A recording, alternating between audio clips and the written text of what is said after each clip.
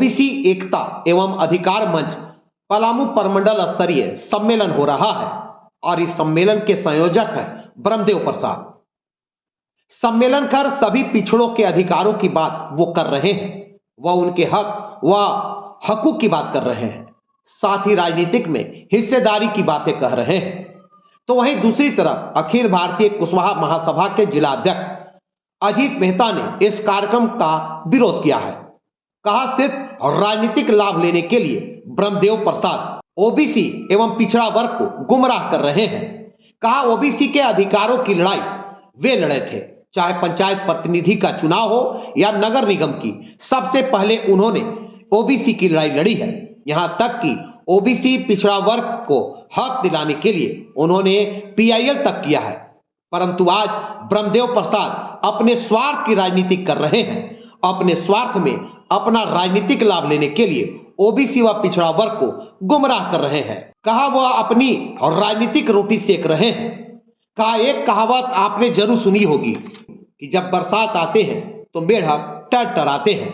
उसी तरह ब्रह्मदेव प्रसाद है जो चुनाव आते ही राजनीतिक रोटी सेकने के लिए बिल से बाहर आए हैं।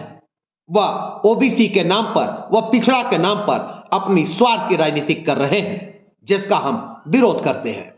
जैसे कि आप देख रहे हैं कि हाउसिंग कॉलोनी में बीडी प्रसाद के द्वारा ओबीसी को झूठा आश्वासन देके भीड़ को इकट्ठा कर राजनीति अपना स्वार्थ में उन्होंने पलामू वासियों को धोखा देने का काम किया है।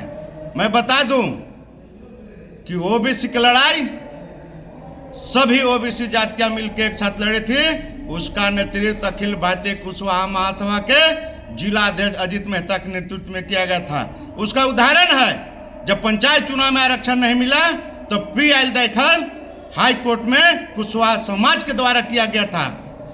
उसके बाद पलामू के हर प्रखंड में मशाल जुलूस निकाला गया। ओबीसी के बैनर तले महाधरना कचहरी में दिया गया। सबसे बेसी कोई विरोध किया तो आज कुशवाहा महासभा। लेकिन बीडी प्रसाद ने अपना राजनीतिक स्वार्थ में किसी भी ओबीसी के जिला अध्यक्ष या कोई सामान्य व्यक्ति को पूछने का काम नहीं किया है। उससे हम लोग आहत हैं और उनका अपना पर्सनल कार्यक्रम है।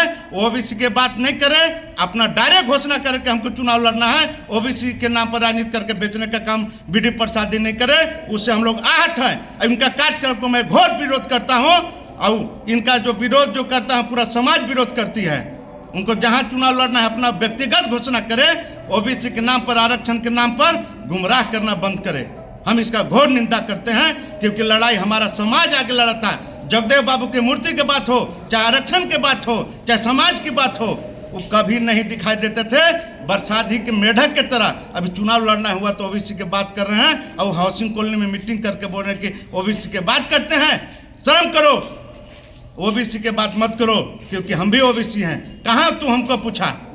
एक गलत बात है। अपना राजनीति चमकाना है, क्षेत्र में जाइए, ओबीसी को बेचना बंद कीजिए। आज हमारा समाज लड़ा तो सरकार विवश होकर पिछड़ा आयोग का गठन करने पर मजबूर की है। वो श्रेय कुशवाहा महासभा के जाती है। अब पलामू में सबसे ज़्यादा कुशवाहा 4.5 लाख है।